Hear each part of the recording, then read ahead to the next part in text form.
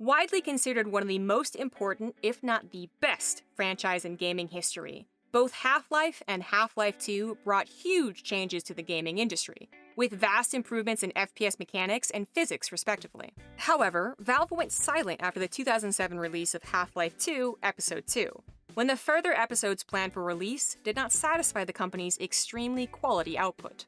Given the franchise's incomparable reputation, being one of the most fundamental reasons gaming is the way it is today, and the 13-year hiatus, the next Half-Life game had a lot to live up to. But, oh boy, did Alyx deliver.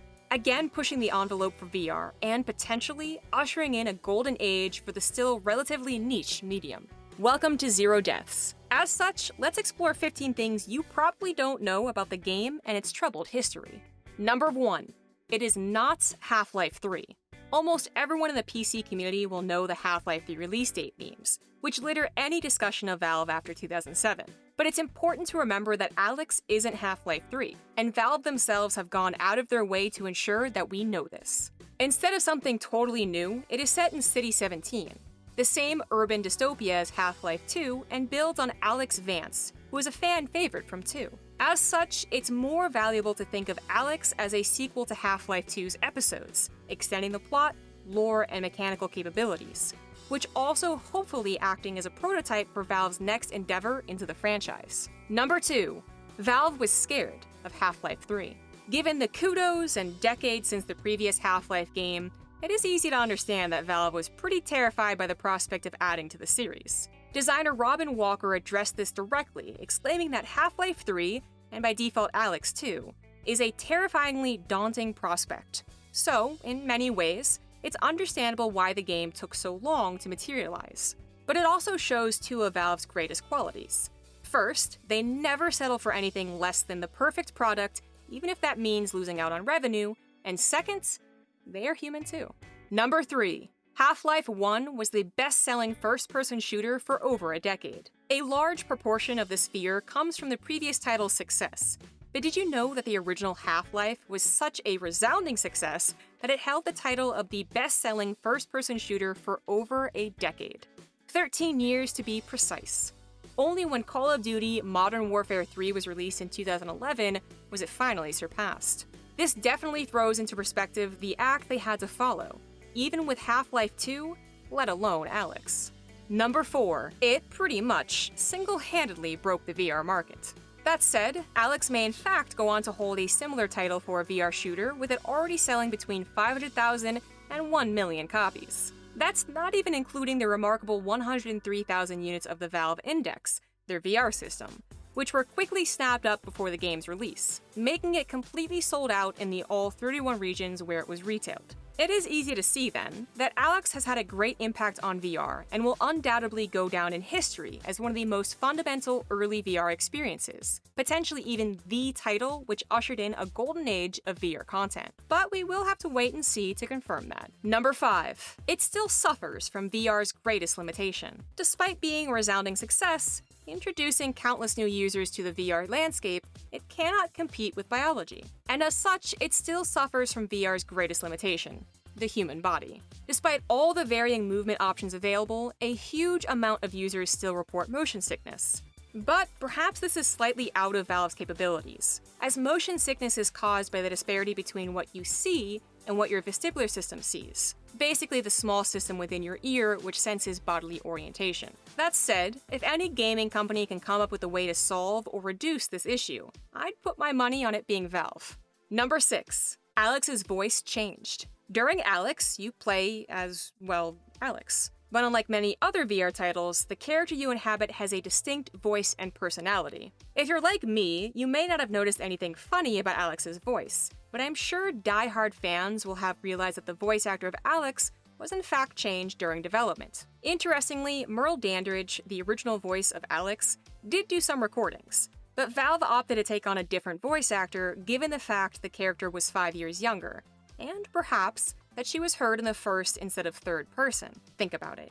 We sound very different to ourselves than we do to others. That said, Ozioma Akaga definitely breathes new life into Alyx, bringing out the naive emotion and theatricality of her younger self. Number 7. We can hear our body even though we can't see it. The sound of Alex's voice may be the most obvious sound our character produces in the game, but did you notice that you can hear your body moving? As Alex traverses the world, there are an incredible amount of micro sounds that emanate from her. Despite not seeing her body, we can still hear her footsteps, her arm brushing on a wall, or her coat flapping in the wind. Most of us won't notice these when we are playing it, but I am certain that they have a subconscious impact on our ability to embody Alex. And if you've played the game, I'm sure you'll agree with me that you certainly do become her as soon as the headset goes on. And this incredible attention to detail is probably why.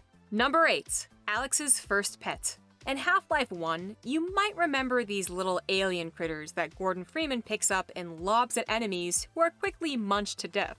Well, if, like me, you don't actually remember this because you were 7 years old in 1998, then you can experience your first snark in one of the first rooms of Alex. It sits in a little jar and will react to you as you tap the jar or even feed it with a little shaker that sits next to its home. It's uncertain what this pet is doing here, but many suspect that it is Alex's first pet.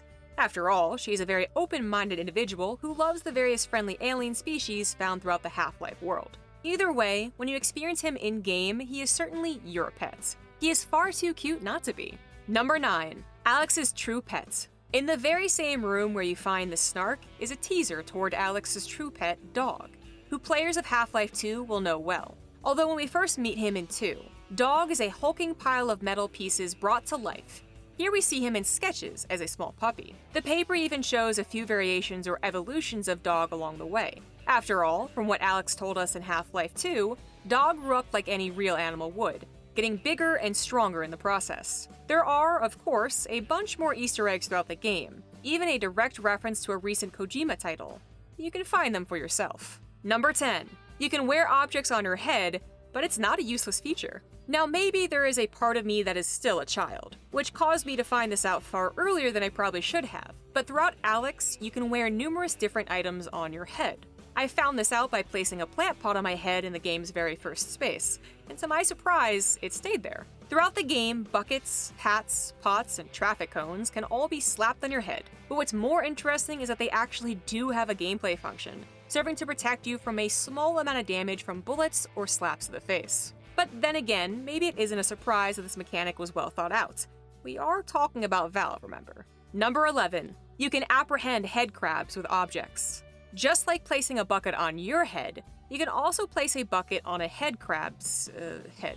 Once the crab is caught in the dark underside of the bucket, it'll proceed to walk around blinded, taking the bucket with it. Of course, this provides a pretty solid piece of comic relief, especially given how terrifying the head crabs can be, but it also provides you with further ways to conserve ammunition, which has become especially important due to the survival horror aspects the game adopted. Number 12. The respirator works. Speaking of useful objects, you can also find respirators littered throughout the world. When I first found one and put it to my face, to my surprise, it stayed. These items do become useful later in the game, but remain unmarked throughout, without explicit tips or hints for you to put them on.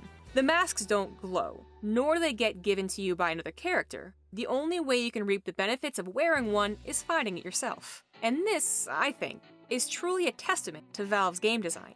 They build in all these amazing little features, but let you find them out for yourself. The next 3 factoids contain some spoilers, so if you're wanting to play spoiler-free, skip forward to this timecode.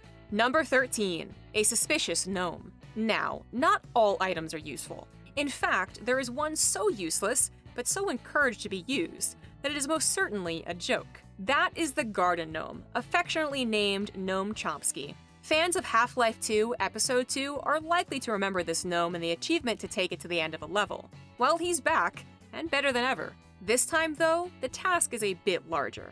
You need to take the gnome not through one level, but literally from the end of the first area to the beginning of the last. That is approximately 10 hours of holding him, and you can't even put him in your handy wrist pockets, so you literally grasp this gnome for your entire playthrough. Number 14.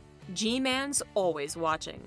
One character we all couldn't wait to see in VR was the ever-elusive G-Man, who remains as much a mystery even after meeting him and listening to all his dialogue. Even still, after we flash forward to the end of Episode 2 to experience the game's final moments now embodying Gordon Freeman, if we look way off to the left, we can see G-Man watching over us. He looks, smiles, and walks off. Now, if this doesn't leave you with a chill, I don't know what will.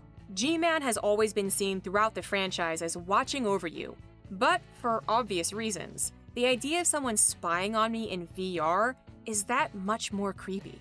Number 15. The crowbar's unlikely to feature in later installments. In this same final moment, Eli Vance hands us Gordon's iconic crowbar, and we get to wave it around for a moment as the image fades. This is definitely a moment of fan service that needed to happen in the game, given the symbolic value the crowbar has garnered throughout the series. Despite this, it is unfortunately unlikely to return for later installments. This is mainly due to the technical problems with carrying around a huge metal bar in VR within the incredible Source 2 engine where literally everything collides with everything else. When testing the crowbar in VR, Valve have said that it just got stuck on everything and became a huge pain to use. Nevertheless, that fleeting moment when we do get to hold it sure does feel good, so hopefully they find a way around this for future installments, if there are any. For anyone who's played it, Alex is an unforgettable experience, but we definitely do miss a lot while playing it. So if you've already been through once, perhaps these nuggets give you a reason to experience that magic all over again. And if you've yet to give it a go, well, you know what to do. See you in the next one. Make sure to click subscribe to join the Zero Deaths community. We selected this video for you to watch next.